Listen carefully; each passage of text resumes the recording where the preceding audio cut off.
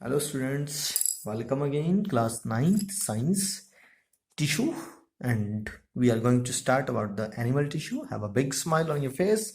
You are with Hardeep Singh on Vigyana's channel. In the previous video we studied about how the animal tissue is different from the plant tissue. हमने पढ़ा कि plant tissue animal tissue से कैसे अलग है. Because in the plant tissue it have to face all the changes in the temperature, in the pressure, in the humidity, but animals have the capacity to prepare the clothes, to shelter for them. That's why the animal tissue is different from the plant tissue.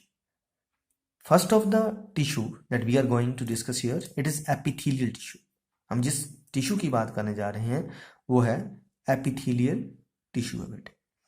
ये epithelial tissue हमारी सारी body को cover करता है, अंदर ही नहीं बाहर भी.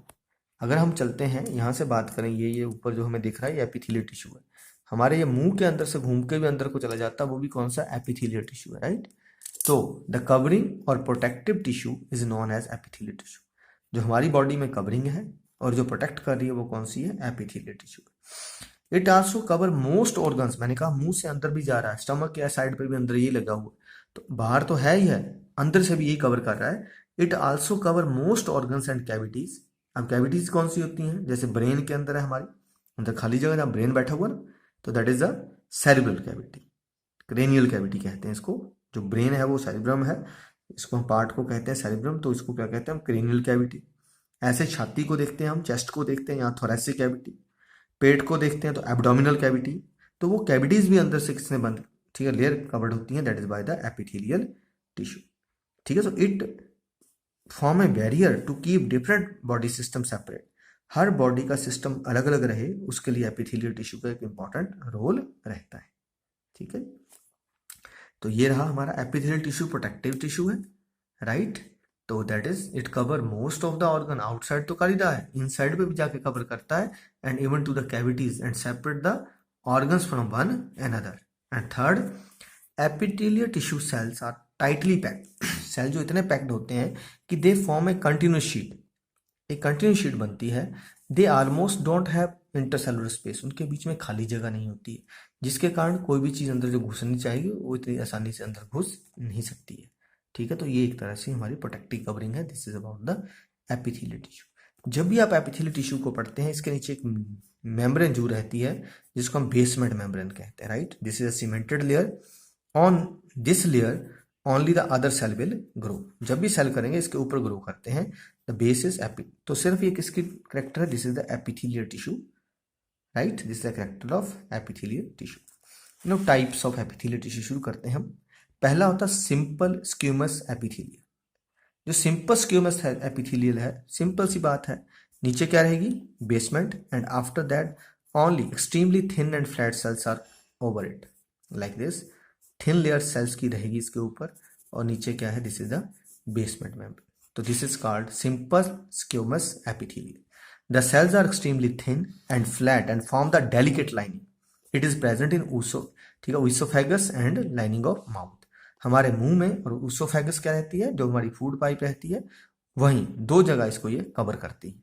तो यहाँ हमें ये स्क्यूमस एपिथेलियम वाला सिंपल वाला मिलता है, राइट. जब हम स्किन में चलते हैं, जब हम स्किन में देखते हैं, तो इसके ऊपर नंबर ऑफ लेयर इसी की फिट हो जाती है, ऊपर से ऊपर नंबर ऑफ लेयर्स तैयार हो जाती हैं. तो हमने एक लेयर तैयार कर दी इसकी. Then it is known as stratified squamous epithelium. When many layers of squamous epithelium are arranged one over the another in a pattern is known as stratified squamous epithelium. Clear हो गया.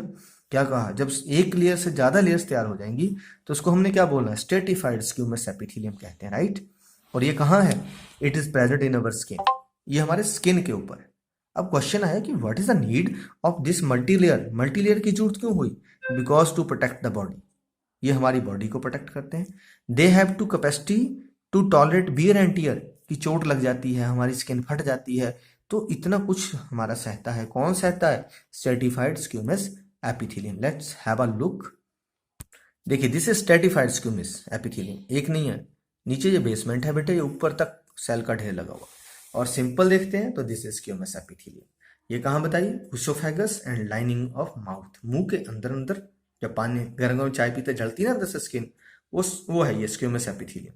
तो ये हमारे यहाँ और गले में जो हमारी फूड पाइप है वहां पे, और सारी स्किन किसकी बनी, स्ट्रेटिफाइड स्क्यूमस एपिथेलियम की रहती है। Move to next. This is columnar epithelium. नाम से पता लग रहा है बेटे, कॉलम क्या होता है, खंबा।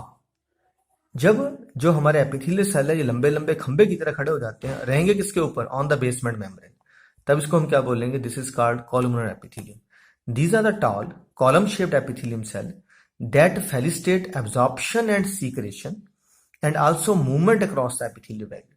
देखिए, एक तो ये क्या हेल्प करते हैं, हेल्प कर रहे हैं एब्जॉर्प्शन में, जो चीज डाइजेस्ट हुई है उसको एब्जॉर्ब करने में हेल्प करते हैं, और कुछ सीक्रेट करना यहाँ से उसमें हेल्प करते हैं, और कुछ मटेरियल्स को यहाँ से अंदर भी जाने देते हैं, राइट। इतनी चीजें ये कर रहे हैं। क्या क्या कहा, they facilitate absorption, secretion and movement across epithelial barriers.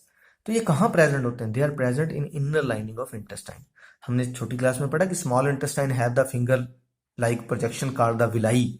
These villi have rich blood supply and also help in the absorption of the digested food material. तो वो सारे का सारा किसका बना हुआ है, it is made up of columnar epithelial tissue. Clear हो गया, ये किसका बना है, कॉलमनर एपिथेलियम टिश्यू का बना होता है। अगला आया, इसी के ऊपर ये खाली है, अगर इसके ऊपर बाल बाल थ्रेड लाइक स्ट्रक्चर बन जाती हैं तो हम इसको क्या बोलेंगे, ciliated columnar epithelial tissue. The next is ciliated, ठीक है, सीलिया मैंने कहा, रे स्ट्रक्चर वही रहेगी, सिर्फ फर्क क्या पड़ेगा, नीचे बेसमेंट भी वैसे रहेगा, सिर्फ ऊपर क्या रह जाएंगे, ऐसे थ्रेड लाइक स्ट्रक्चर आ जाएंगे, हेयर लाइक स्ट्रक्चर, और इनको हम क्या बोलें, they are known as cilia. जो बाल लगे हैं वही सीलिया, ठीक है। When columnar epithelium cell have hair like projections called cilia, जब इनके ऊपर बाल जैसी प्रोजेक्शन होती है इसको सीलिया कहा जाता है, then they are known as ciliated columnar epithelium, right. फायदा क्या रहता है, देखिए ये बाल है, ये मटेरियल को आगे पीछे धक्का देने का काम करते हैं। They are present in inner lining of respiratory tract that help in the movement of mucus. हमारे गले में, नाक में श्लेष्मा आ जाता है, ऐसे करते हैं, होता है बीच में फंसा हुआ वो देसी घी वाला, वो वाला, तो उसे हम क्या बोलते हैं, म्यूकस। श्लेष्मा हिंदी में, इंग्लिश में म्यूकस। इस म्यूकस को आगे पीछे करना है, कौन करेगा, ये जो बालों के ऊपर जो बाल लगे हैं ना, थ्रेड लाइक स्ट्रक्चर मैंने कहा, हेयर लाइक स्ट्रक्चर, सीलिया, तो ये सीलिया ही है जो इस म्यूकस की मूवमेंट में हेल्प करते हैं। याद रखिए, कौन हेल्प करता है, सीलिया। तो they are known as the ciliated epithelial columnar tissue and they are present in our respiratory tract. कहाँ प्रेजेंट होते हैं, रेस्पिरेटरी ट्रैक्ट में प्रेजेंट होते हैं। And the next is the cuboidal tissue. Cuboidal क्या होगा, जब हमारे सेल की शेप ही क्यूब जैसी होगी, बिल्कुल होती है ना क्यूब, तो जब क्यूबॉइडल शेप होगी, बेसमेंट सदा रहेगी, याद रखिए, क्लियर। तो ये when the cells of epithelial tissue are of cube shape, they are called cuboidal epithelium tissue.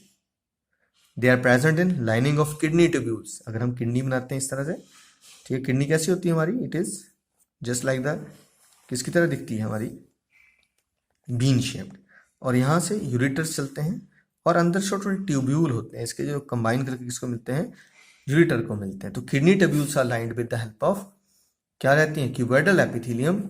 And second, the duct of salivary gland. जो हमारे मुंह में सलाइवा आता है, थूक आता है, वो सैलिवरी ग्लैंड से आता है।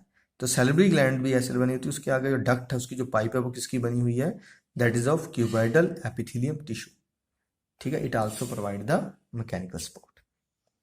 इसके सिवा कुछ एक जगह क्या रहता है हमारे पास, यही सेल मॉडिफाइड होकर ग्लैंड्स बना लेते हैं, और जो ग्लैंड्स रहती हैं, जैसे मैंने सैलिवरी ग्लैंड है, उसमें से केमिकल बाहर निकलता है ना, तब इसको क्या बोलेंगे, glandular epithelium tissue. The specialised epithelial cells those acquire gland shape by folding themselves inward. याद रखना है, पहले नंबर ऑफ सेल इकट्ठे हो जाते हैं, ठीक है, उसके बाद ये सेल अपने आप को अंदर को फोल्ड कर लेते हैं ऐसे, देखिए अंदर खाली जगह बना दी ना, तब इसको बोलना ग्लैंडुलर एपिथेलियल टिश्यू। ये क्या प्रोड्यूस करते हैं, दे प्रोड्यूस एंजाइम्स और हार्मोन्स। तो these are the different types of the epithelial tissue. Let's have the question regarding this.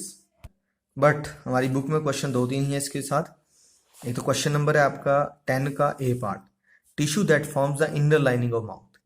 हमारे माउथ में कौन सा होता है, simple squamous epithelium, right, simple squamous epithelium. Then question is skin. Skin क्या बताइए, अभी एक दूसरे ढेर लगा होता है ना, तो स्ट्रेटिफाइड स्क्वेमस एपिथेलियम।